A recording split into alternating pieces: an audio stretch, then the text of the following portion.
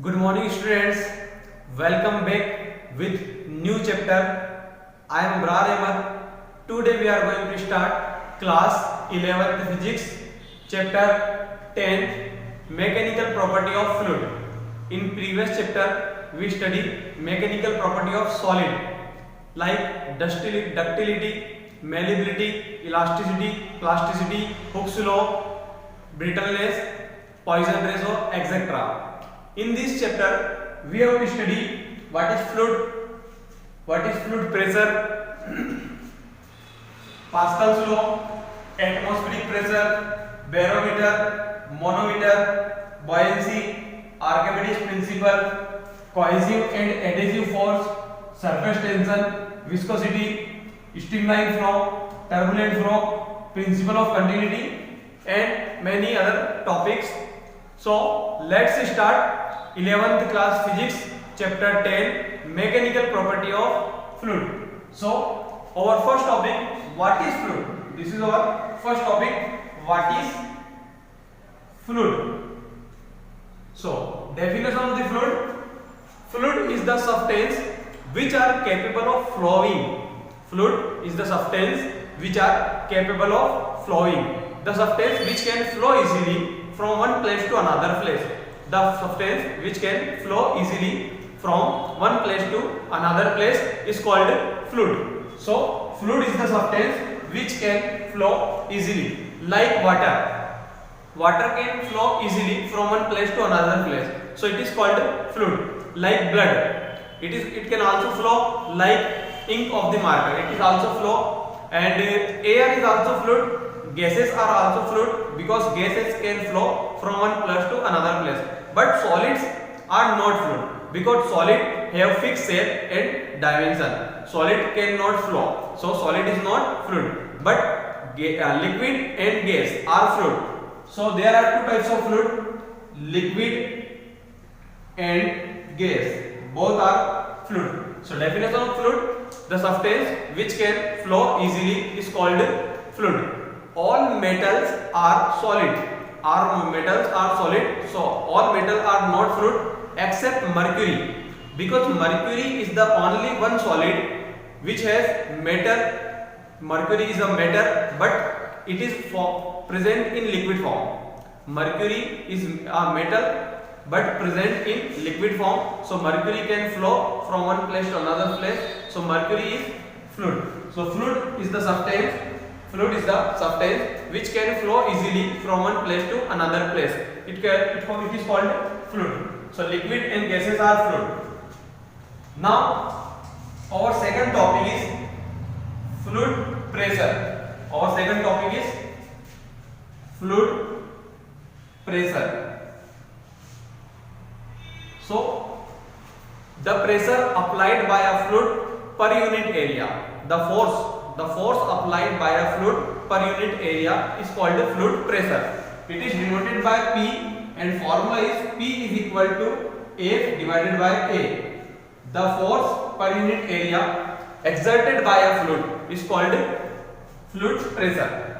So definition is the force exerted by any liquid or gas, that is fluid. Liquid and gas is a fluid. So force exerted by any liquid or gas per unit area is called pressure. Its SI unit is Newton per meter square. So fluid pressure is the pressure force applied by an object per unit area is called fluid pressure. Now our third topic is Pascal's law. So what is Pascal's law? To understand Pascal's law, we are taking an example. In any container when liquid are at rest condition, when liquid or we can say fluid is at rest condition, so every particle of the liquid apply equal force in all direction. For example, this is particle A, this apply equal force in all the direction. This particle A apply force. This is the particle A, and this is the, for example, for same level. This is particle B. This apply force in all direction. This apply equal force in all direction. This is particle B. So pressure at point A and pressure at point B is equal because both are at same distance from the bottom and top. So pressure applied equal force in all direction at any point. For example, this is, but avoid the gravitational force. Here avoid the gravitational force. So and second condition is, first condition is avoid the gravitational force and second condition is liquid should be at rest condition. Liquid should be at rest condition. For example, this is this point, apply equal force in all direction. According to Pascal, this at this point liquid apply equal force in all direction. So this is Pascal's law. Pascal's law applicable only when liquid is at rest condition. Pascal's law is applicable only when the fluid is at rest condition. So this is our Pascal's law. Now our next topic is atmospheric pressure. Our next topic is atmospheric pressure. Atmospheric pressure, it is denoted by ATM. Atmospheric pressure. In short, we will call it atmospheric pressure, ATM. So what is atmosphere? Atmosphere is the blanket of air around the earth. Atmosphere is the blanket of air. Atmosphere is the blanket of air around the earth is called atmosphere. And the pressure exerted by atmosphere is called atmospheric pressure. First of all, what is atmosphere? Atmosphere is the blanket of air around the earth, and the force exerted by atmosphere per unit area is called atmospheric pressure. Its SI unit is ATM. So atmospheric pressure, its SI unit is ATM. Now our next topic is barometer. Our next topic is barometer. So barometer is a device which is used to atmospheric pressure. Barometer is a device. Barometer is a device which is used to measure atmospheric pressure. Here a substance is kept, a container, vessel, we can say vessel. In this a glass tube is kept. So due to atmospheric pressure, because it is open at the top, it is open at the top. So because of atmospheric pressure, the level of the liquid goes upward. Level of water, or we can say mercury, is goes upward, increasing. The level of the water increased. So here graduation are mentioned. For example, 1, 2, 3, 4, 5 graduations are mentioned. So with the help of this graduation, we can measure the reading and we can find the atmospheric pressure. So barometer is a device which is used to find the atmospheric pressure. How atmosphere can be exert pressure? How much pressure atmosphere can be exert? It can be measured with the help of barometer. So now our next topic is manometer. Our next topic is manometer. Our next topic is manometer. Manometer is a device. Manometer is a device which is used to find the pressure exerted by any liquid. Manometer is a device which is used to find the pressure exerted by any liquid. Here a simply manometer is shown in figure. This is our manometer.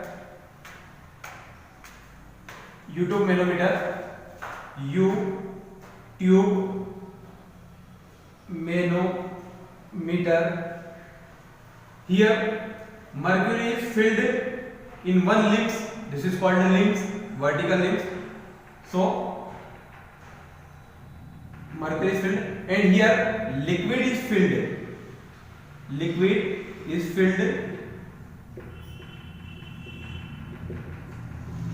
So due to this liquid, the level of the mercury can be increased. So we can measure with the help of formula. With the help of formula, what is the actual pressure exerted by liquid? What is the actual pressure exerted by liquid? So manometer is a device which is used to calculate the pressure exerted by liquid. Manometer is a device which is used to YouTube manometer is one of the most important manometer types of manometer. It is very famous manometer. So it is used to calculate, it is used to obtain the pressure exerted by any liquid. So manometer is a device which is used to pressure exerted by any liquid. Now after manometer, our next topic is buoyancy.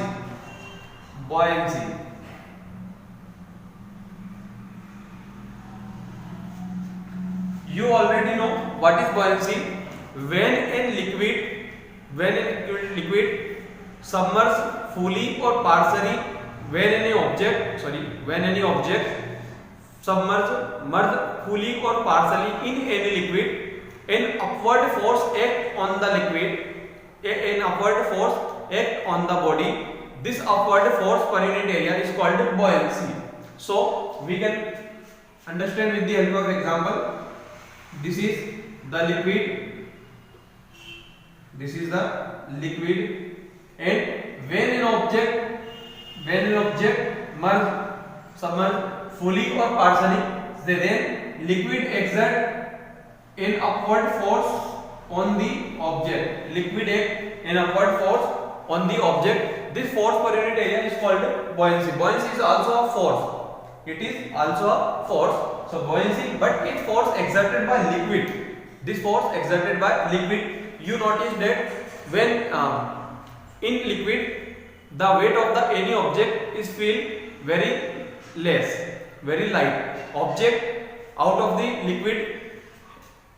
liquid feels very heavy, and in liquid the weight of the object feel like very light, very less. So when an object goes in any liquid, then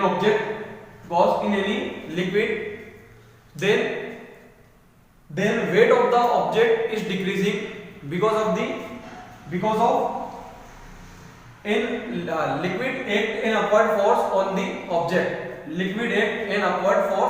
object. This force is called buoyancy. You already know what is buoyancy. In previous class, 9th class, you already studied what is buoyancy. So buoyancy is the force exerted by liquid on the body. Buoyancy is the force exerted by liquid on the body. So this is buoyancy. Now our next topic is Archimedes principle. So what is Archimedes principle? When an object submerged fully or partially in any liquid, submerged fully or partially in any liquid, then it displaces the liquid. The displacement of the liquid is equal to the weight loss of the body. For example, this is our liquid.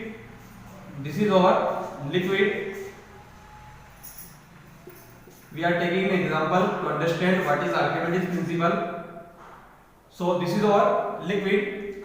The level of the liquid is h. Consider level of the liquid is h. When an object moves in any liquid, when an object submerged fully or partially in any liquid, so level of the water increasing.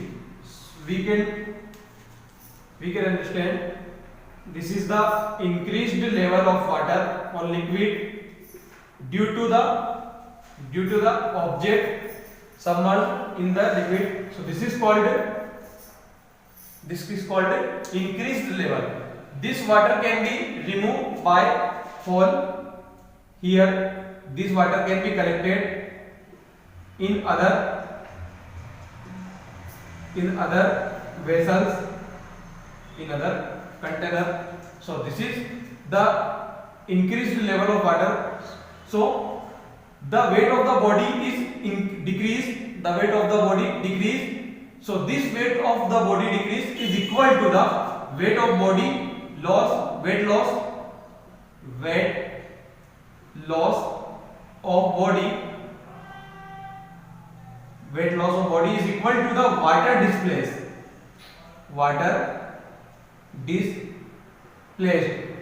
this loss of body is equal to the water displaced. So according to Archimedes principle, when an object submerged fully or partially in any liquid, then weight of the body loss of the body takes place.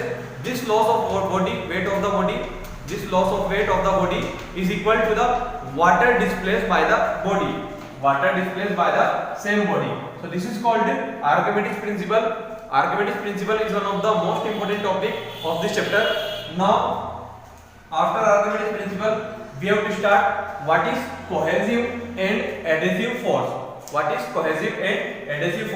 So let's start what is cohesive and adhesive force. When there are two containers A and B, this is filling with the same types of liquid. This container is filling with the same types of liquid, and this container is filling with two or more different types of liquid. You can see I am drawing with different color. This is the two or more types of liquid. So force acting of same substance, force acting between molecules of the liquid of same substance, force acting between molecules of the liquid between same substance is called cohesive force. The force acting between molecule of the liquid of same substance is called cohesive force, and the force acting between molecule of the liquid between different liquid is called adhesive force. So when the liquid is same, then force acting between molecule, this molecule also attract this molecule, this is called surface tension. So our next topic is surface tension, but here we have to understand what is cohesive and adhesive force. So this particle also attract this particle. So when the liquid is same substance, then force per unit area, so force acting between particle of the liquid is called cohesive force, and force between different types of liquid, force between molecules of different types of liquid is called adhesive force. So in cohesive force, liquid should be same, and in adhesive force, liquid should be different. So now our next topic is surface tension. So let's start what is surface tension. So this is our liquid, this is our fluid or liquid. So we know that particle of the liquid, especially upper layer, each particle attract each other particles. This is our layer of the liquid. So this particle attract this particle toward each other. So the force of attraction between particle of the liquid, is called surface tension. The tendency of liquid is to contract minimum area. Hence the droplet of water when falling from clouds during the time of rainfall, so it is spherical in shape. The rainfall during the clouds, when rain falling during the clouds, so it is spherical in shape, approximately spherical in shape, because the volume of the sphere is very less as compared to other substance. The liquid molecules, the liquid droplets is not in cube shape or cuboid shape, it is also in spherical shape, because spherical has very less volume as compared to other substance. So every particle wants to occupy minimum area. Every particle of the liquid wants to occupy minimum area. So the force of attraction between molecules of the liquid is called surface tension. Its example, mosquito is swimming on the liquid surface because of the surface tension. Mosquito can swim on the surface of the liquid because of the surface tension. When the temperature of the liquid is increasing, then surface tension is decreased. So surface tension is the force of attraction between molecules of the liquid. Now our next topic, viscosity. Viscosity. So what is viscosity? Viscosity is also very most important topic of this chapter. So when liquid flow from one place to another place, when any fluid or liquid flow from one place to another place, so it flow in the form of layer. Liquid flow in the form of layer. This layer is very thin. This layer is very thin. So liquid flow in the form of layer, and the friction force between the layers, the friction force between the layer is called viscosity. The friction force between this layer of the liquid, the friction force between this layer of the liquid is called viscosity. So viscosity is the property of liquid. It is the resistance force, it is the frictional force, but acting not on the surface, it is acting between the layer of the liquid. Sugar can be dissolved very easily in liquid because of the viscosity. When sugar is mixed in liquid or milk, when we are not moving liquid and milk, so it does not dissolve. But when we mix both, so because of this viscosity, sugar can dissolve easily in liquid. So this is called viscosity. So viscosity is the resulting, it is the opposite force, it is the frictional force between layer of the liquid. Viscosity is the opposite force, or we can say it is the frictional force between like two surface, friction force. In any liquid there is a viscosity. So viscosity is opposite, or we can say resulting opposite or frictional force between liquid, layer of the liquid. Now our next topic is streamline flow. Streamline flow is one of the most important topic. It is also very most important topic. Streamline flow and turbulent flow. When liquid flow from one place to another place. When liquid flow from one place to another place, then particle of the liquid move in same path, same direction. When particle of the liquid move same path in same direction, it means preceding particle follow the direction of succeeding particle. Preceding particle follow the path of succeeding particle.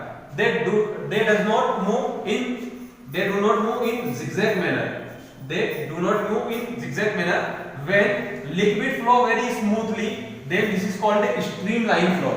And when liquid is not flow smoothly, the particle of the liquid does not follow the preceding path. They are moving in zigzag manner. So this is called turbulent flow. So after streamline flow, turbulent flow comes. So between streamline flow and turbulent flow are different. The maximum velocity, it is in this streamline flow, velocity of liquid is less than critical velocity. Velocity of liquid is less than critical velocity, and in turbulent flow, velocity of liquid greater than critical velocity. Now what is critical velocity?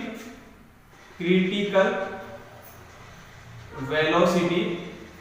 So critical velocity is the velocity at which liquid remains in streamline flow, and beyond the limit liquid becomes turbulent flow. So Streamline flow is smooth flow in which preceding particle follows the path of succeeding particle, and in this flow, in turbulent flow, particle does not follow a particular path, they move in zigzag manner, random manner. Now our last topic is principle of continuity. So principle of continuity, what is principle of continuity? We are taking an example to understand what is principle of continuity. So this is a pipe, but here area of the pipe is greater than, and here area of pipe is less than. So A1 is greater than A2. Now liquids entering from here and passing from here. So here pressure of the liquid is P1, here pressure of the liquid is P2. So pressure of P1 is less than pressure of P2. So what is principle of continuity? The amount of liquid entering from one surface of the pipe is equal to the amount of liquid going away from the second surface of the liquid. So volume of the water remains constant. Volume of the water remains constant. Volume of liquid always remains constant during the motion of any pipe. This is called principle of continuity. It means the volume of liquid here is always equal to volume of liquid here, because here area is more than but pressure is less than. So here area is less than, pressure is more than. So we can say the amount of water flowing throughout the length of the pipe, the amount of water flowing throughout the length of water always remains constant, always remains constant, always remains fixed. So this is called principle of continuity. So this is our chapter 10, mechanical property of fluid, or we can say mechanical property of fluid. So here we study what is fluid. Fluid is the substance which can flow easily. Fluid pressure, the pressure exerted by the fluid per unit area is called fluid pressure. Same Pascal's law, atmospheric pressure, barometer, manometer, buoyancy, Archimedes principle, and cohesive adhesive force. Surface tension. Surface tension is one of the most important topic. Viscosity is also very important. Streamline flow, turbulent flow, principle of continuity. I hope you are understanding what is the mechanical property of fluid. Now we will start our next chapter in next video. Thanks for watching.